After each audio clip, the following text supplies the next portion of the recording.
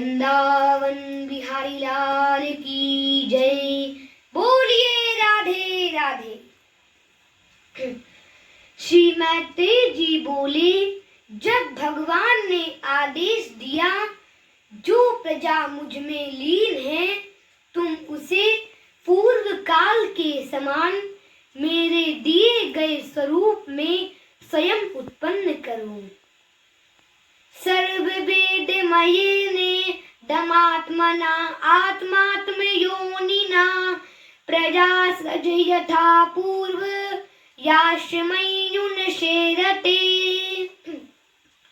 तब ब्रह्मा जी ने संकल्प से 4 ऋषि वेद कुमारों सनक, सनंदन, सनातन, सनत कुमार को उत्पन्न किया और उनसे कहा, सृष्टि का विस्तार करो। तो चारों कुमारों ने कहा, मैं मोक्ष मार्ग को छोड़कर माया में नहीं पड़ूंगा। यह सुनकर ब्रह्मा जी बहुत क्रोधित हो गए।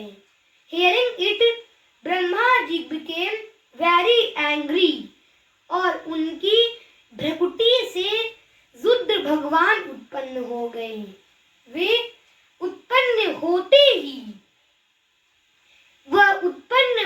ही एक बालक के समान फूट फूट कर रोने लगे।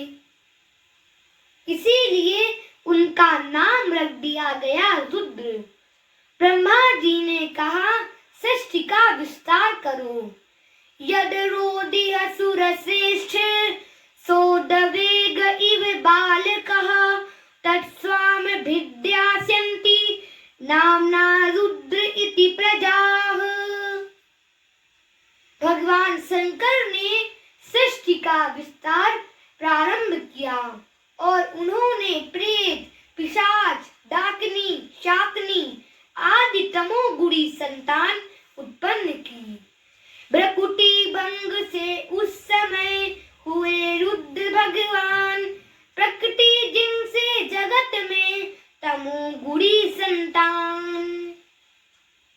कौ मुखहीन विपुल मुख काहू,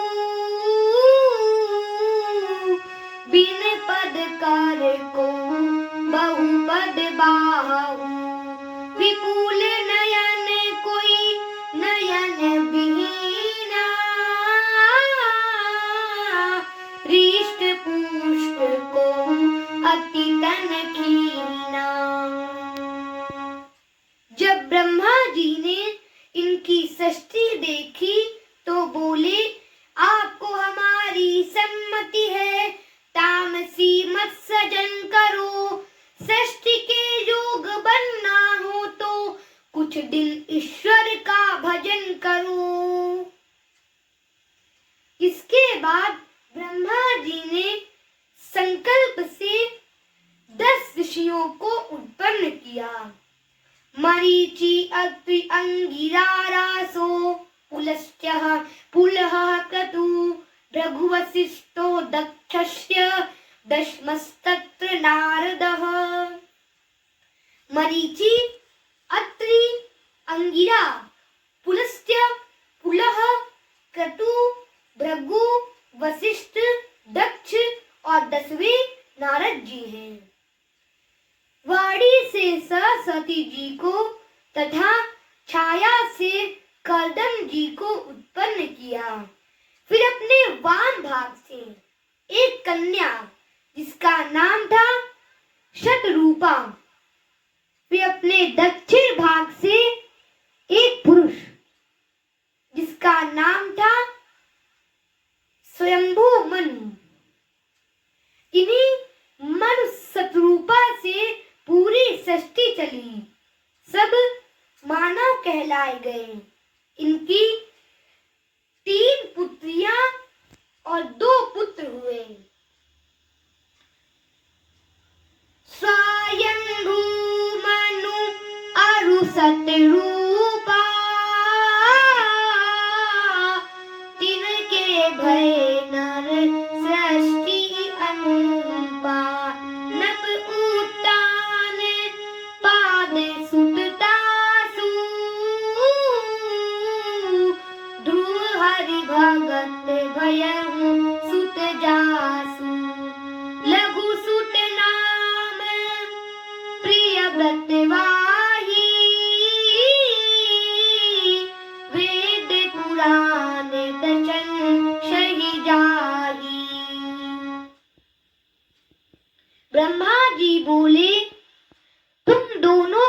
कल्याण हो और अपने ही समान संतति उत्पन्न कर धर्म पूर्वक पृथ्वी का पालन करो। तब मनु जी महाराज बोले, आदेशे हम भगवतो वर्तेयामि वसुधन स्थान तुई हानु जानिहि प्रजानाम मम च प्रभो। पिताजी, मैं आपकी आज्ञा का पालन अवश्य करूंगा। I shall obey your order। परंतु हमारी प्रजा रहेगी कहाँ, क्योंकि पृथ्वी तो जल में डूबी हुई है। यह सुनकर ब्रह्मा जी बहुत चिंतित हो गए और पृथ्वी को कैसे निकाला जाए। इतने में ब्रह्मा जी को जोर से छींक आई और उनकी नासिका से वराह भगवान उत्पन्न हो गए। देखते देखते वराह शिशु पर्वताकार हो गए। बोलिए वराह अवतार की जय, बोलिए वृंदावन बिहारी लाल की जय, बोलिए राधे राधे। और उन्होंने हेनाश को मारकर पृथ्वी को यथा स्थान स्थापित कर दिया। राजा परीक्षित बोले, भगवान हेनाश कौन था और पृथ्वी जल में कैसे डूब गई। श्री सुखदेव जी बोले, एक समय की बात है। वंस अपॉन अ टाइम, संध्या वेला थी।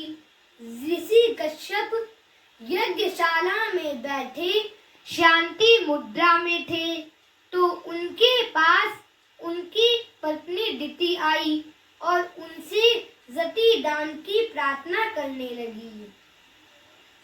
तब ऋषि कश्यप बोले, देवी, यह संध्या वेला है।